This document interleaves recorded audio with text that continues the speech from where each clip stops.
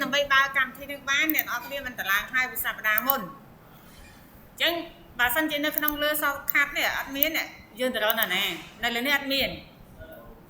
ចឹងយើងចូល search window ណាយើងរកគេ visual ឃើញចាញ់អត់ចាចឹងយើងចុចលើវាមកឆ្នាំទី2ស្អែកនៅអត់ដឹងអីចឹងងាប់បន្តទៅទៀតយើងបានផ្ទាំងនេះមួយបានផ្ទាំងនេះមួយយើងយកគេគឺយើងទៅរកមើលពាក្យថា new project ខុសគ្នាណាចឹងយើងអាចរកមើលថា create project នេះគឺវាបង្ហាញឲ្យ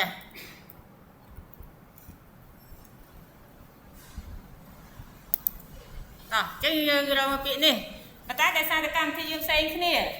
បើសិនផ្សេងគ្នាយើងអាចខុសគ្នាទៅ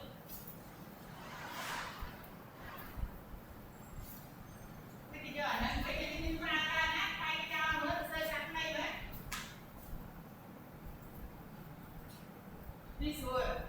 តែវាត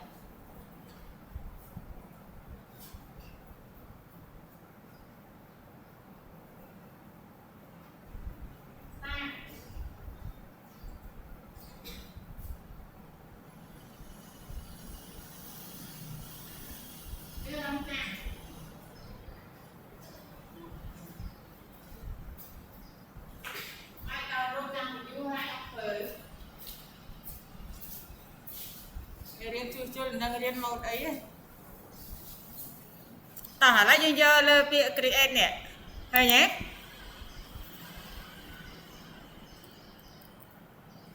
បន្តមកទៀតយើងធ្វើគេដើម្បីទៅសេនៅលើ C# យើងទៅរក C# បើយើងទៅសេនៅលើ VB យើងទៅរក VB យើងឥឡូវយើងរៀននេះគេ C++ ធ្វើនៅលើ OOP អញ្ចឹងណាដើម្បីបង្កើត interface អញ្ចឹងយើង search កន្លែងនេះយើងឲ្យពាក្យអីគេ CL ចេះ CLR វានឹងបង្ហាញនេះឃើញទេគេដាក់ថា CLR empty project មើលឃើញទេប៉ុន្តែបើសិនជាយើងអត់មានតើតែយើងទៅតឡាវាសាថ្មីទៅយើងប្រើបានចេះយើងចូលលើវាមកបន្តមកទៀតយើងយកពាក្យថា next ឃើញទេអញ្ចឹងក្នុងចន្លោះនេះយើងរៀន IT មិនបាច់ខ្ញុំប្រាប់អត់ដឹងណាអានេះមិនឈ្មោះផងយើងដាក់ឈ្មោះអីឥឡូវបញ្ជីផងយើងដាក់ថា project ចឹងក៏បានយើងដាក់អីដាក់ទៅយើងឧទាហរណ៍ថាដាក់ប៉ុន្តែដឹងថាគោលបំណងនេះចង់ធ្វើអីឥឡូវខ្ញុំឧទាហរណ៍ថាខ្ញុំចង់បង្កើត list ឈ្មោះពួកយើងមួយចាស់ចឹងខ្ញុំដាក់ថា project អីគេ ICT យើងចាំថាកតុយផងយើងអីគេនេះកន្លែងយើងរៀនពី deal កតុយវាដល់អីគេ .cpp C++ បើកតុយ .c មានន័យថា C program C ធម្មតាអញ្ចឹងក្នុងនេះខ្ញុំតេស្តមួយខ្ញុំដាក់ថា CPP ខ្ញុំចង់បញ្ជាក់ថាហ្នឹងវាគឺជា C បូកឥឡូវរួចចាសសួរថានេះយើងអត់ដាក់បានទេអត់ដាក់ក៏បានដែរនេះខ្ញុំគ្រាន់តែចង់បញ្ជាក់ថាយើងត្រូវចាំថាកតុយហ្នឹងវាគឺ .cpp និង C++ បន្តមកទៀតអ្នកនរគ្នាមករំមើល track 3 track 3យើងធ្វើអី track 3គឺជាកន្លែងដែលយើងរក្សាទុក project ផងយើងដាក់នៅទីតាំងណាតារាយ C តារាយ D ឬក៏នៅក្នុង external តារាយ C គឺខ្ញុំសំដៅទៅលើ desktop អញ្ចឹងខ្ញុំចូលលើវា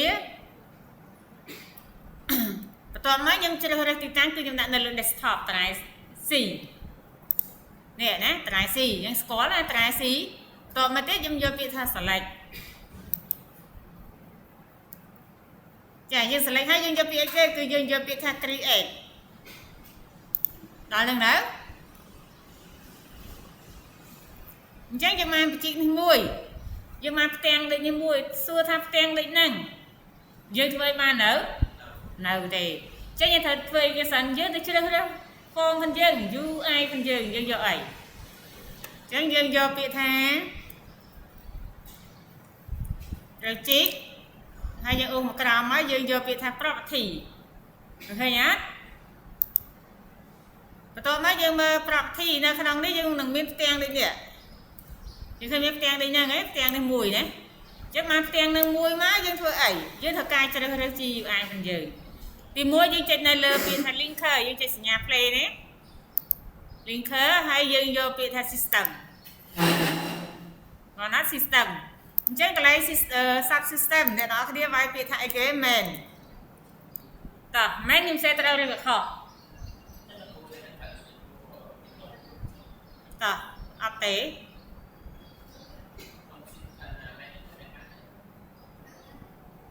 យើងមិនទាន់បង្កើត Windows បានមកពីណាតោះឥឡូវយើងមើល system ណាអញ្ចឹង system នេះយើងវាយពាក្យថា main យើងបាន main ហើយមួយយើងចូលទៅក្នុង advanced វិញនេះ advanced យើងមើលកន្លែង empty port គឺយើងត្រូវដាក់អីគេអូសំទោសកន្លែងនេះយើងដាក់ main ណាច្រឡំណាកន្លែងនេះយើងដាក់ main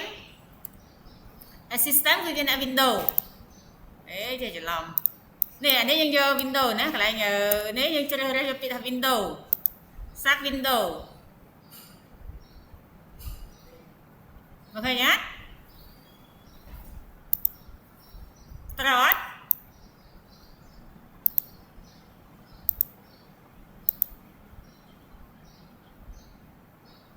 តោះហើយនៅប៉ុណ្ណឹងមានតែពីរហ្នឹងឯង advanced យើងយក main system យើងយក Windows sub system Windows បន្ទាប់មកយើងចុច OK យើងចុច apply ក៏បាន OK ក៏បានខ្ញុំយក OK ហើយនៅតោះហើយនៅប៉ុណ្ណឹងបន្ទាប់មកទៀតយើងក៏អត់មាន form design ដែរយើងធ្វើអីដើម្បីបាន form design អញ្ចឹងអ្នកនរគ្នាចូលនៅក្នុង Solution Explorer យើងមានតួនាទីធ្វើអី Solution Explorer គឺយើងមានតួនាទីរក្សាទុក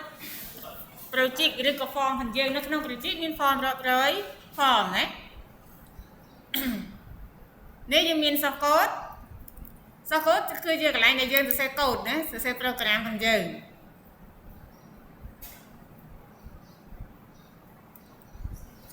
តោះឥឡូវកុំឲ្យខាតពេកយើងចុចនៅលើឈ្មោះវិជីខាន់ខ្ញុំមកនេះអញ្ចឹងវិជីខាន់យើងឈ្មោះអីយើងដាក់វិជីឈ្មោះហ្នឹងណាចូលលើវា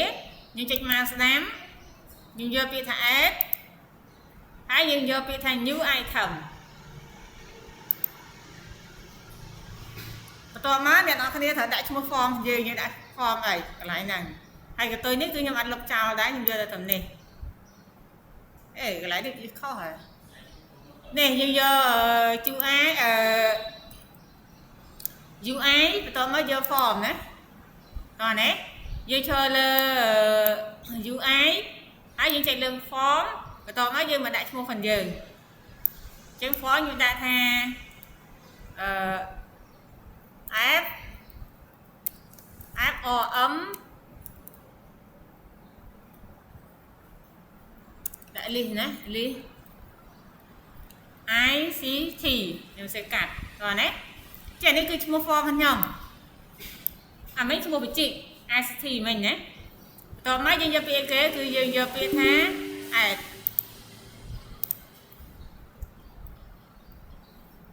អត់ចេញ form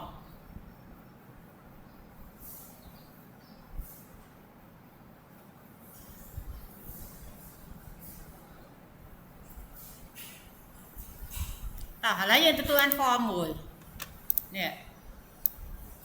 យើងបាន form មួយតើតើនឹង form អ្នកនរគ្នាក៏អាចកំណត់ទេទំហំផងវាយើងចង់បានទំហំទៅតឹងបណ្ដោយប្រហែលយើងកំណត់ទៅតែខ្ញុំអត់កំណត់ទេខ្ញុំចង់ប្រៀបប្រឹងខ្លួនឯងអញ្ចឹងយើងចូលដល់កន្លែងបដូរពណ៌គឺនៅក្នុងគេ property មានតួនាទីសម្រាប់តុបតែង interface របស់យើងឲ្យមានភាពទាក់ទាញ solution គឺជាកន្លែងដែលយើង store ទុក project និង form របស់យើងណាហើយវាមានទៀតវាមាន source code មានអីចឹងទៅនៅក្នុង Solution Explorer ហ្នឹងឥឡូវខ្ញុំដូរ form មួយគឺខ្ញុំចូលនៅក្នុងអីគេនេះ back color គឺជាកន្លែង form របស់យើងយក form ពណ៌អីឥឡូវយើងយក form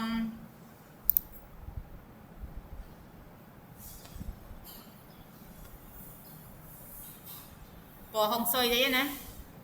ខ្ញុំយកពណ៌បៃតងតំណាងឲ្យការលូតលាត់ណាអញ្ចឹងមកដល់ខ្ចីបន្តមកទៀតយើងចាំដាក់វាឲ្យមាន style ជាលក្ខណៈ 3D មិន 3D យើងមើលform border style កន្លែងនេះ form border style យកអីយើងចង់ យក single យក 3D យក dialog យក window យកអីក៏បានដែរអាស្រ័យលើចិត្តផងយើងអញ្ចឹងយើងយកជា dialog យក single ចាក៏ឲ្យនៅ single ណាចាបន្តមកទៀតយើងមើលនៅក្នុងនេះយើងបាន form ប៉ុណ្ណឹងហើយអញ្ចឹងអ្នកនរគ្នាបើសិនជាយើងបិទអានេះអាលើនេះបិទបានទេនេះអា minimize minimum អានេះព្រមអានេះព្រីប្រយ័ត្នរៀន IT អត់ស្គាល់នឹងព្រីព្រមជាសញ្ញាខ្វែងបើស្មើនឹងអី close ចាអញ្ចឹងចេះទេណាអញ្ចឹងយើងកន្លែងនេះយើងអាចទៅមើលនៅក្នុងអីគេនេះនៅខាងក្រោមយើងមើលពាក្យថាតែមុនរៀនហើយ